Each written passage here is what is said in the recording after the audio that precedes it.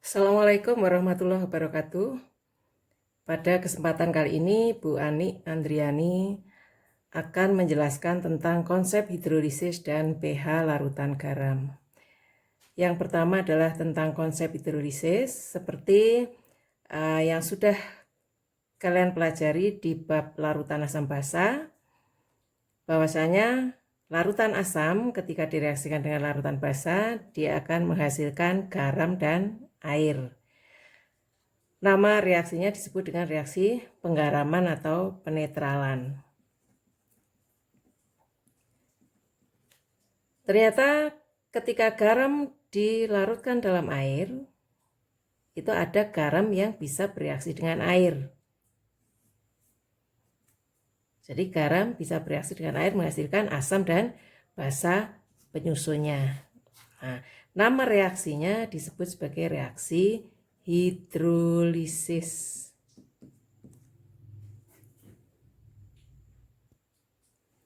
Ditinjau dari kekuatan asam dan basa pembentuk garam, maka ada 4 jenis garam,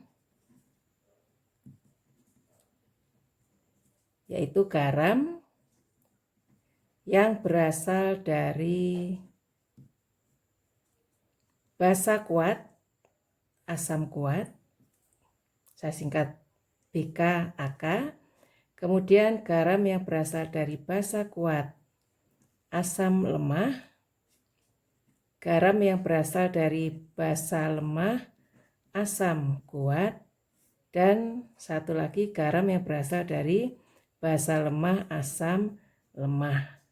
Nah, kalian sudah tahu bahwasanya garam yang berasal dari basa kuat, asam kuat bersifat netral, garam yang berasal dari basa kuat, asam lemah bersifat basa, garam dari basa lemah, asam kuat bersifat asam, dan garam dari basa lemah, asam lemah tergantung dari nilai Ka atau Kb-nya. Dari keempat jenis garam ini, yang terhidrolisis dalam air adalah yang 3 ini. Dia mengalami hidrolisis dalam air.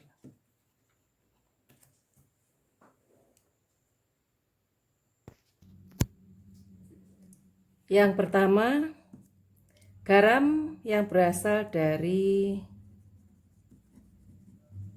basa kuat, asam kuat, ini bersifat netral. Contoh garam yang berasal dari basa kuat, asam kuat adalah NaCl. NaCl akan terion sempurna menghasilkan Na plus dan Cl- dalam air. Mengapa larutan NaCl bersifat netral?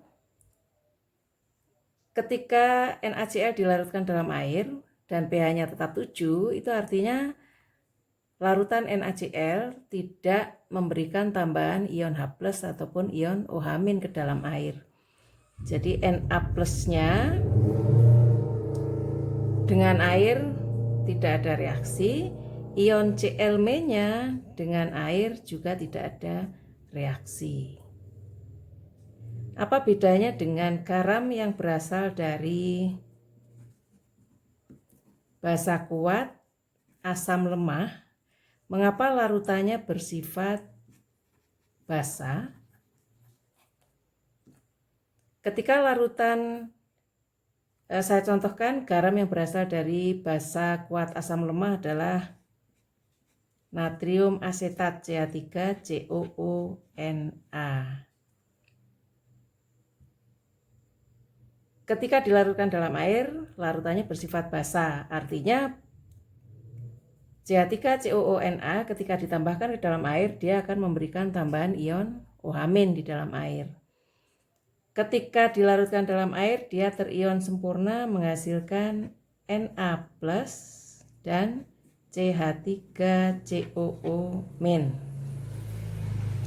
Na plusnya tidak bereaksi dengan air, sama seperti Na plus dari NaCl tadi. Sementara anionnya CH3COO- nya dengan air dia akan bereaksi menghasilkan asam asetat CH3COOH plus OH-. Inilah yang menyebabkan mengapa larutan natrium asetat dalam air bersifat basah, karena memberikan tambahan OH- ke dalam air. Yang ketiga, bagaimana dengan garam yang berasal dari basa lemah asam kuat? Mengapa larutannya bersifat asam? Pastinya kalian sudah bisa menjawab sekarang. Kalau larutannya bersifat asam, artinya ketika dia dilarutkan dalam air, dia akan memberikan tambahan ion H+ dalam air. Apa contoh garam yang berasal dari basa lemah asam kuat? Amonium klorida. Ini adalah contoh garam yang berasal dari basa lemah asam kuat. Ketika dia dilarutkan dalam air, dia akan terion sempurna menghasilkan NH4+ dan Cl-. Sama seperti pada NaCl, Cl-nya dalam air tidak akan ada reaksi, sementara kationnya NH4+-nya ini dalam air dia akan bereaksi menghasilkan basa NH4OH. OH-nya ke sana berarti sisa H+. Inilah yang menyebabkan mengapa larutan NH4Cl dalam air bersifat asam, karena dia memberikan tambahan ion H+ dalam air. Yang terakhir untuk nomor 4 yaitu garam yang berasal dari basa lemah asam lemah. Nah, kalau yang ini sifatnya tergantung dari nilai Ka atau Kp. Saya contohkan garam yang berasal dari basa lemah asam lemah yaitu NH4CH3COO, namanya amonium asetat. Dalam air dia akan terion sempurna menghasilkan NH4+ dan CH3COO-. Siapakah yang bisa bereaksi dengan air untuk kation dan anion ini? Kita lihat NH4+ bisa bereaksi dengan air, CH3COO- juga bisa bereaksi dengan air. Jadi NH4+-nya dalam air dia akan membentuk basa yaitu NH4OH dan H+, sementara CH3COO-nya dalam air dia akan bereaksi menghasilkan asam CH3COOH plus OH-. Jadi yang menentukan sifat asam atau basa larutan garam ini adalah banyaknya H+ atau OH-. Yang lebih banyak berarti itu yang menentukan sifatnya. Kita lihat di contoh garam yang nomor 2 dan 3, larutan garam di mana hanya kationnya saja atau anionnya saja yang bereaksi dengan air atau yang terhidrolisis, ini dikatakan mengalami hidrolisis parsial atau hidrolisis sebagian. Sementara garam di mana kation dan anionnya semuanya terhidrolisis, ini dikatakan mengalami hidrolisis total atau hidrolisis sempurna.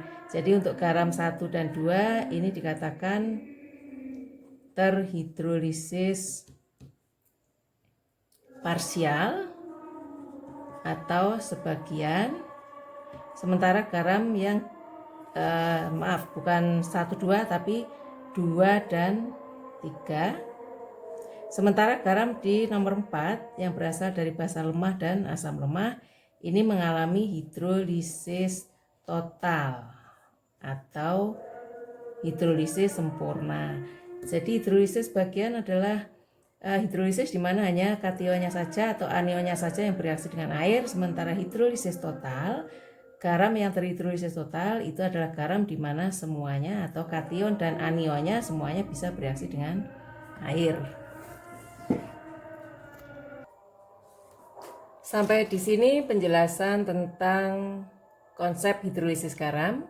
Sebelum saya lanjutkan ke bahasan pH larutan garam, silahkan mengerjakan latihan soal berikut.